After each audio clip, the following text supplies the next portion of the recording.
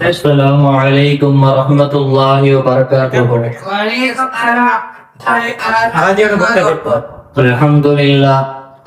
الحمد لله الذي نزل الفرقان على عبده ليكون للعالمين نذيرا. اللهم صل على سيدنا محمد النبي الأمي وعلى آله وصحبه وسلم تسليما كثيرا.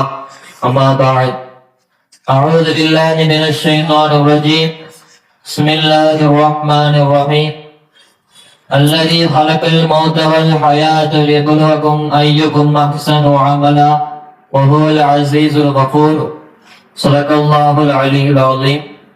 وقال نبينا صلى الله عليه وسلم: الدنيا سجن المؤمن وجنة الكافر، أو كما قال عليه الصلاة والسلام. எல்லாம் அல்ல அல்லாஹ்வின் நல்லடியார்களே, அல்லாஹ் சுப்ஹானஹு வ தஆலா இந்த உலகத்தை எந்த நோக்கத்திற்காக வேண்டி வாழ்வதற்காக நமக்கு தந்திருக்கிறார் என்பதை நாம் உணர வேண்டும். இந்த துன்யாவுடைய வாழ்க்கை என்பது எதை சார்ந்தது? இந்த துன்யா நிரந்தரமானதா?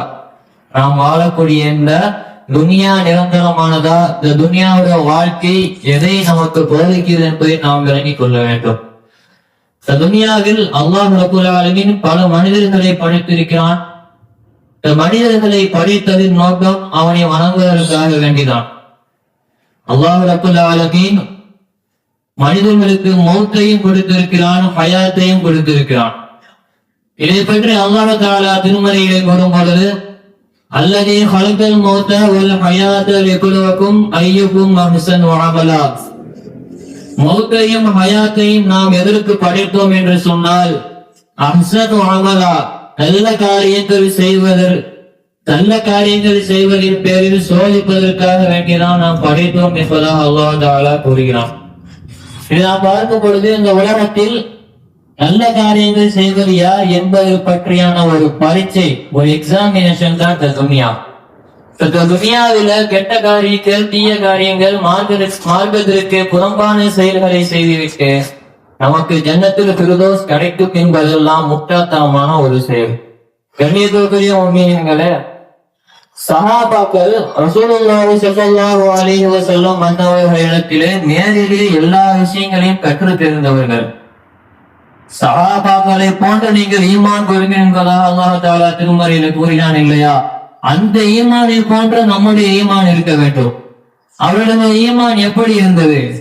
கண்ணியத்திற்குரியவர்களே, மன் கான லா இலாஹ இல்லல்லாஹ் தஹலல் ஜன்னா என்று சொன்னால், லா இலாஹ இல்லல்லாஹ் வணக்கத்திற்கு தகுதியானவன் அல்லாஹ்வை தவிர யாரும் இல்லை என்று கூறுவோருக்கு சுவனம் உண்டு என்ற அந்த ஹதீஸை நாம் பார்க்கிறோம்.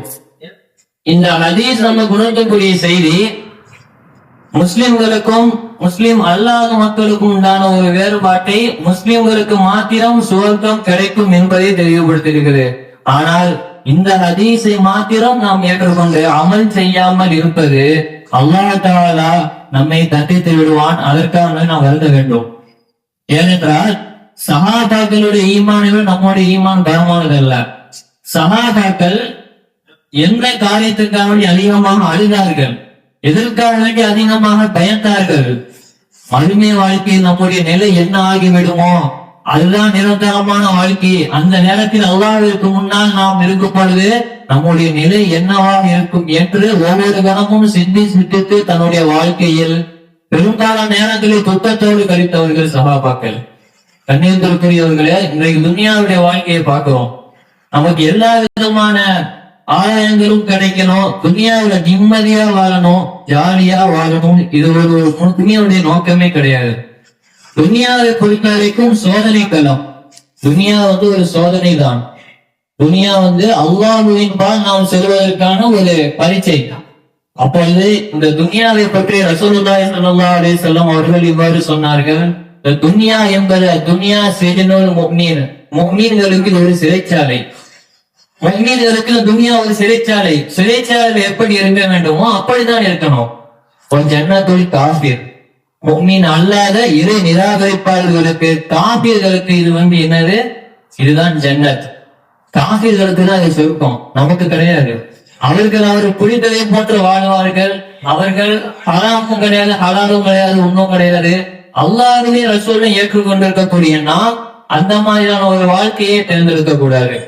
உஸ்மான் இப்னு அஃபான் ரலியல்லாஹு அன்ஹு அவர்கள் மன்னரையை பார்க்கும் பொழுது, மன்னரை பற்றியான பேச்சு எடுக்கும் பொழுது, மன்னரை சிந்தனை வரும் பொழுது அதிகமாக அழுவார்கள். மற்ற சப்ஜெக்ட் பேசும்போது அதிகமாக அழமாட்டார்கள். கபருடைய விஷயத்தை பார்த்து மாத்திரம் பேசும் பொழுது அவர்கள் அதிகமாக அழுவார்கள். அவர்களிடம் கேட்கப்பட்டது, நீங்கள் ஏன் இந்த கபருடைய விஷயத்தை மாத்திரம் பார்க்கும் பொழுது ஏன் இவ்வாறு உணவு அழுகிறீர்கள் என்று கேட்கப்பட்ட பொழுது அவர்கள் கூறினார்கள், கபரு தான் நம்முடைய முதல் நிலை மறுமைக்கு. ஒரு மனிதன் வஃபாத்தானதற்கு பின்னால் கபருடைய வாழ்க்கை தான் முதல் நிலை. இது சரியாக விட்டது என்று சொன்னால் அடுத்தடுத்த நிலைகள் சரியாகிவிடும். கபருடைய வாழ்க்கையை நினைத்து நான் அதிகமா அழுகிறேன் என்பதாக கூறினார்கள். கண்ணியத்திற்குரிய முஃமினீன்களே, அலி இப்னு அபீ தாலிப் ரலியல்லாஹு அன்ஹு அவர்கள் கூறினார்கள். அலி இப்னு அபீ தாலிப் ரலியல்லாஹு அன்ஹு கூறும் பொழுது, மக்களே, இந்த உலகம் பின்வாங்கி போகிறது, இந்த உலகம் பின்வாங்கி போய் கொண்டிருக்கிறது, மறுமைதான் வந்து கொண்டிருக்கிறது. உண்மையான அறிவாளி, நிறைய பேரு அறிவாளி என்ற தோற்றத்தில் வாழ்கிறார்கள். ஆனால் சஹாபாக்கள் நமக்கு ஒரு விஷயம் சொல்லி தருவாங்க, உண்மையான அறிவாளி யாரு? மறுமைக்காரரை தயார் செய்வோம் தான் உண்மையான அறிவாளி. தேவையில்லாத காரியங்கள், நேரத்தை வீணடிக்கிறது, தேவையில்லாத காரியங்கள் அதிகமான முறையில ஈடுபடுறது. துனியாவுல வாழக்கூடாது கிடையாது, துனியாவுல எதற்கு வாழ வேண்டும் என்ற அடிப்படை நோக்கம் தெரியாம துனியாவுல வாழக்கூடாது. துனியாவில் வாழக்கூடிய அடிப்படை நோக்கம் நம்முடைய ஈமானை பாதுகாத்துக் கொண்டு மறுமைக்காக தயாராகக்கூடிய ஒரு வாழ்க்கையை வாழ வேண்டும். அஹ்சன் அமலா என்று அல்லாஹ் ரப்பல் ஆலமீன் குறிப்பிடக்கூடிய நல்ல காரியங்கள் செய்தவர்களாக நம்முடைய வாழ்க்கையை நாம் வாழ வேண்டும். அதிகமான முறையில நன்மையான காரியங்களை, இபாதத்துகள், இஹ்லாஸான முறையில நம்முடைய வாழ்க்கையை அமைத்துக் கொள்ள வேண்டும். எல்லாமே அல்லாஹ் சுப்ஹானஹு வ தஆலா மறுமைக்காக வேண்டி வாழக்கூடிய நற்பாக்கியம் பெற்ற மேற்கொண்ட கூட்டத்தில் நம் அனைவரையும் சேர்ந்தவர்கள் புரிவானாக. மறுமையில் உயர்தரமான சுவனசதியா குணத்தில் அடையக்கூடிய பாக்கியத்தையும் நபி ஸல்லல்லாஹு அலைஹி வஸல்லம் அன்னவர்களோடும் அவர்கள் தோழர்களோடும் இருக்கக்கூடிய பாக்கியத்தையும் அல்லாஹ் தந்தருவானாக. அல்ஹம்துலில்லாஹி ரப்பில் ஆலமீன். அஸ்ஸலாமு அலைக்கும் வரஹ்மத்துல்லாஹி வபரகாத்துஹு.